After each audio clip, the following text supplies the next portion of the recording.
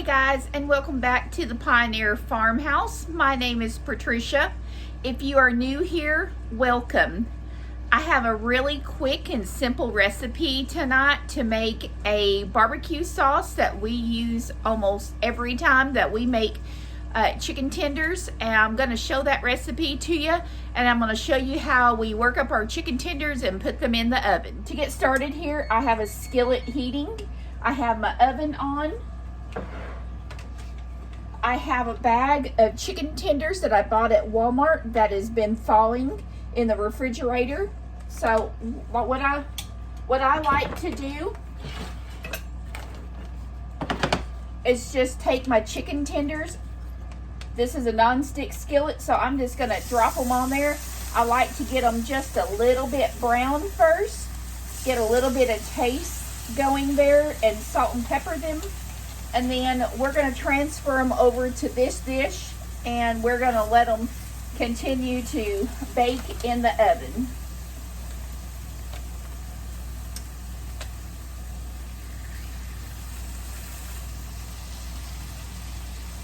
It's just the two of us, so I probably won't fix any more than this right here.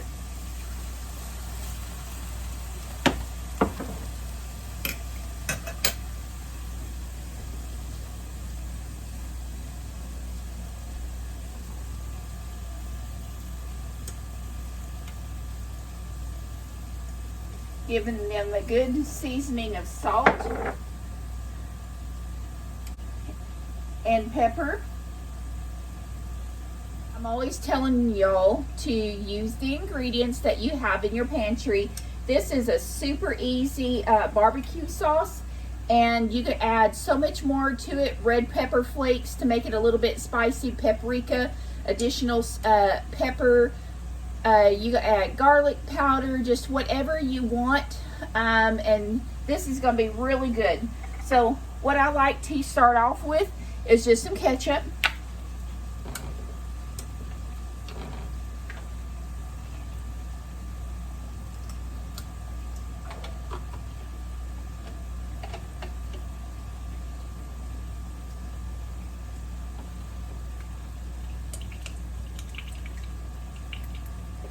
And since it's just us, that is, let's see how much that is. That is a 1/3 cup of ketchup.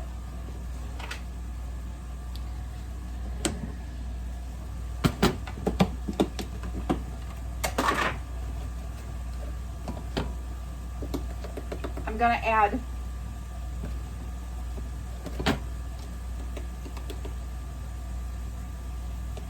2 1/4 cups. Actually, we're going to add a 1/2 cup, but I used 2 1/4 cup measurements.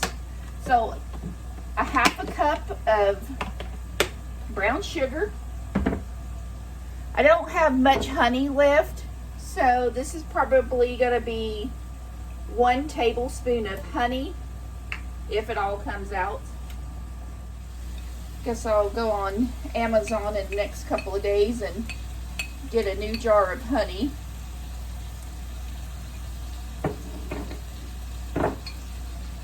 Then I'm going to add a couple of tablespoons of mustard. Any mustard of your choice. I just happen to have Grey Poupon on hand.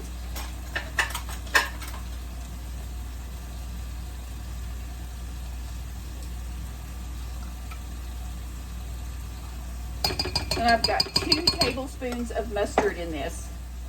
Give it a good stir.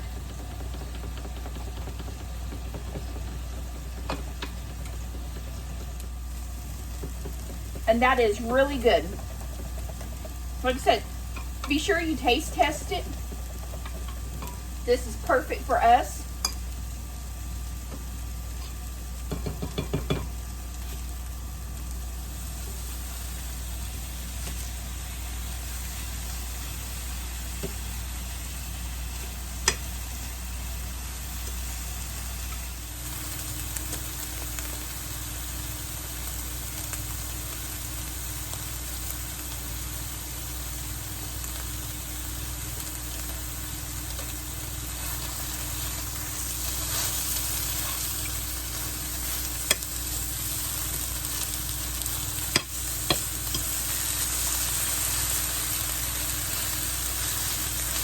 And that's what I'm looking for, is for it to be just a little bit brown.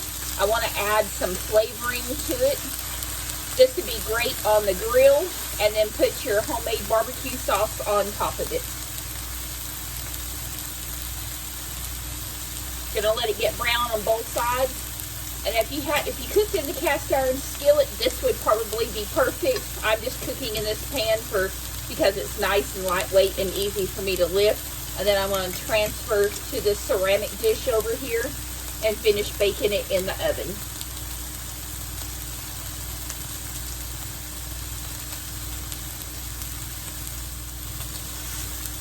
All right, we got that on both sides.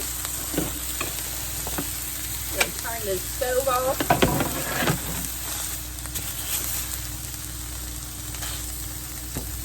It's really pretty much so cooked at this point.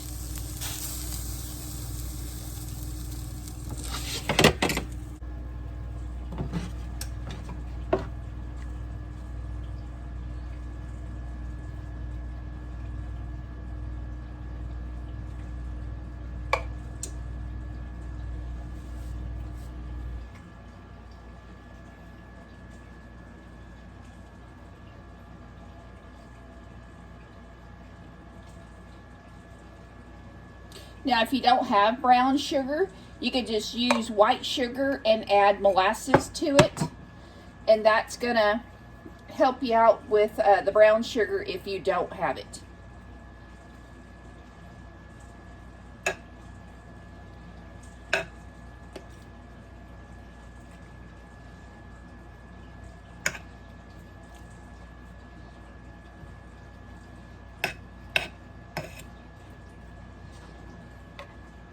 This is just the barbecue sauce that I made is just really a very simple, basic recipe, and you can add to it or take away. This is really just kind of a foundation sauce for you to do whatever you would like.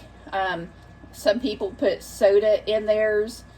Let's see, what else? Like I said, the paprika. I think the paprika would be really good in it if you wanted a little spice, some red pepper flakes in it.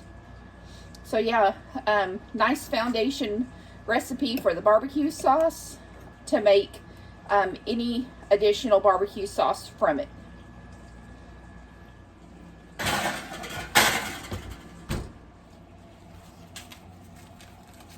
We have some corn, fresh corn, that I'm going to clean up.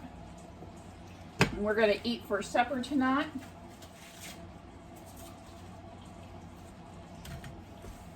Let me get these scrubbed up and we'll be right back.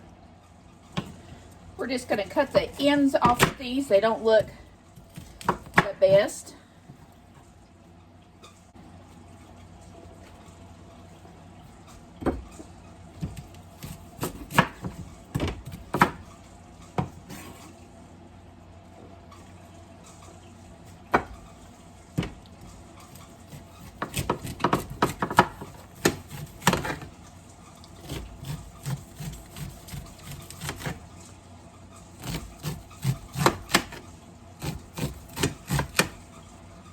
And I'm just going to cut the corn off the cob, put some butter in the pan, and I'm just going to stick it in the oven and let it cook.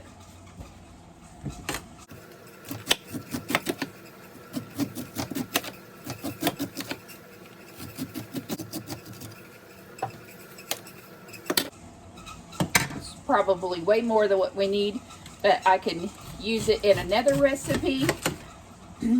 Or just bag it up and stick it in the freezer for another day.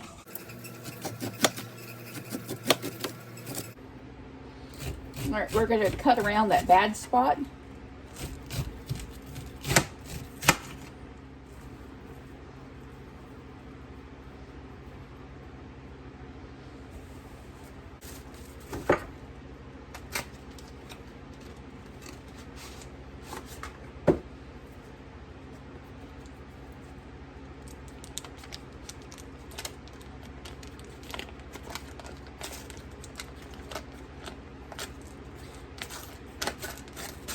And for now, I'm just going to lay one stick of butter in there.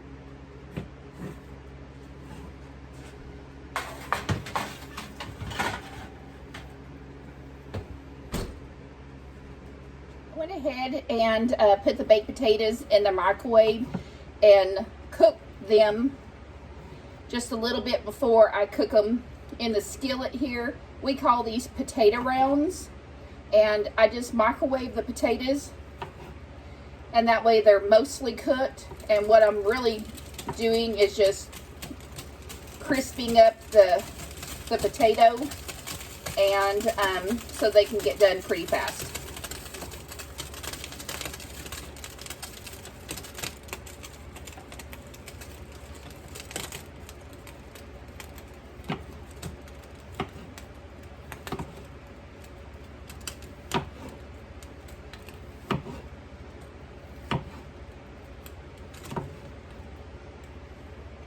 And they're sliced between 1/4 and 1/2 inch.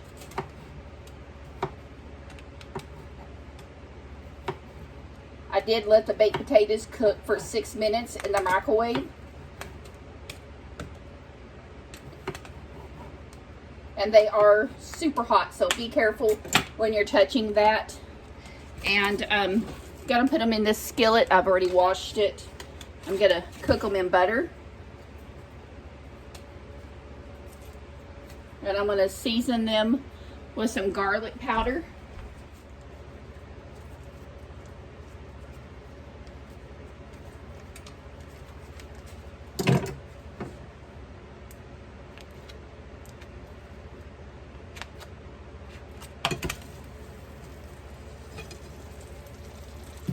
Now, if you want to cook these in oil of your choice, that's great. I just like the nice buttery flavor taste.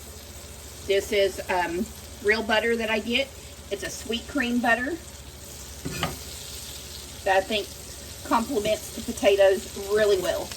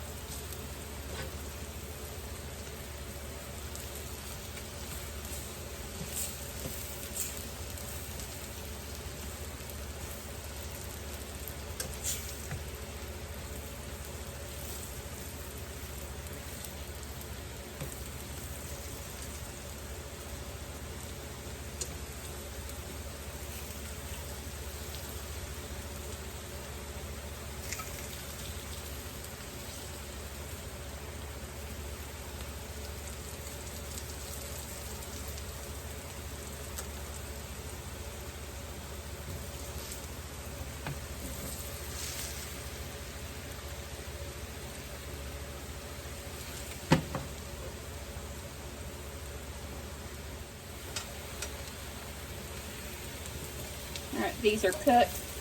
I'm going to put them in the oven to warm.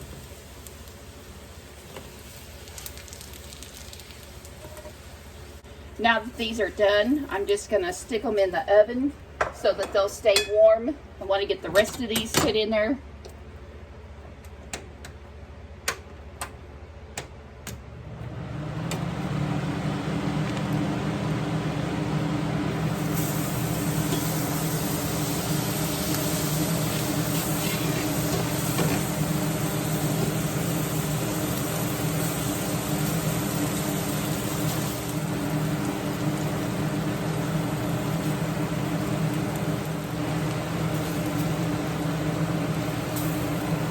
Now this second batch is going to cook a lot quicker because your skillet is hotter.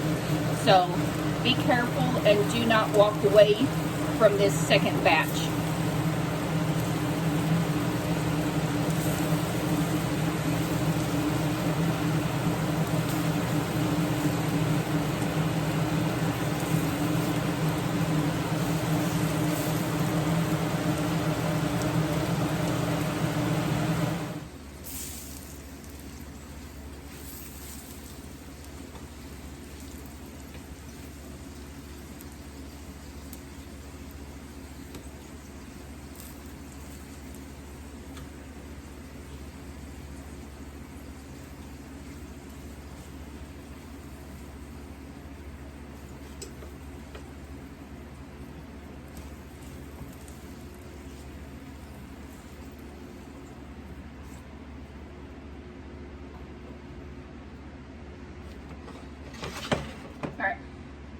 potatoes are done, I'm gonna put them in the oven. This is supper. I've got the barbecue chicken, the potato rounds, and the fresh corn that I cut off the cob. If everything goes well tonight, I'm also gonna bake no-bake cookies. So hang around for the no-bake cookies also.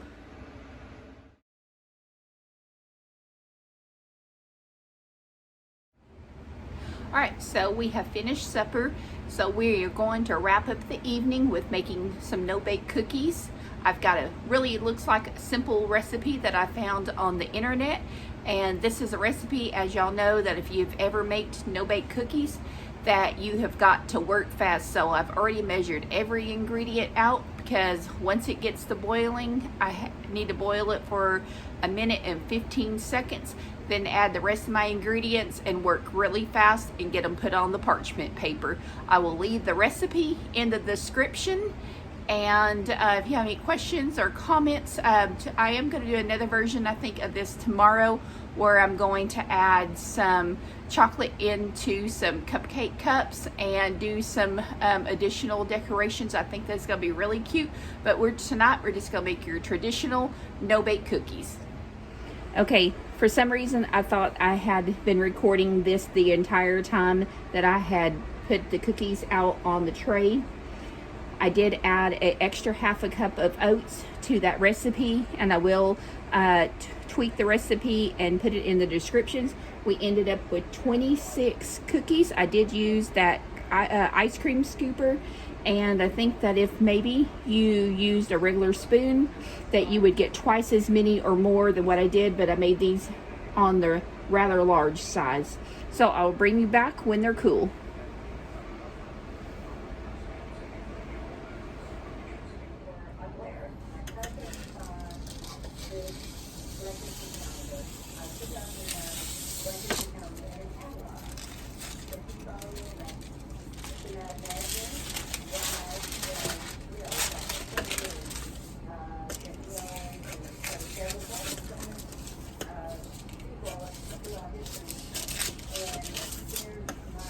Alright, so I have got these on parchment paper, and I'm just cutting in between so that way I could just stack them on top of each other so that the cookies won't stick to each other, and I think they're going to store a lot better this way. They're really good. My husband's already ate one, and he said they were super delicious. They need a little bit more time to set up, but they're going to be really good. Here's one right here. These are some of the first ones that I did. They're still just a little chewy, and but I think they're going to set up and be really great.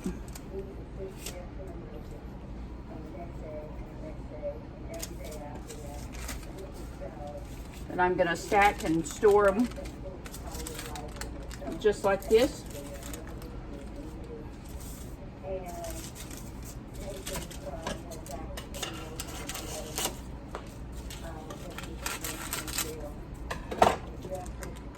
This way I don't have to worry about the cookies sticking to each other.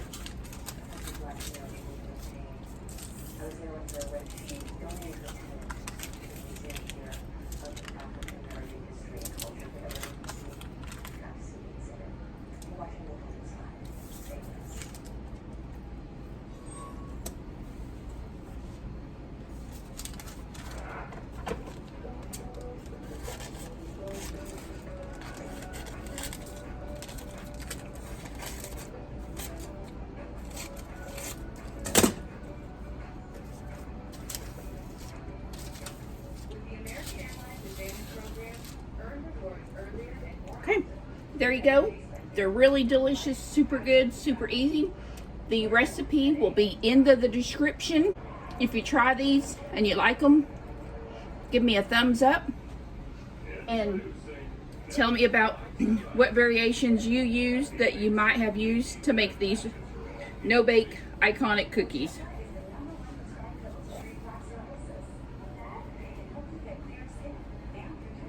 Thanks for watching, and have a wonderful day.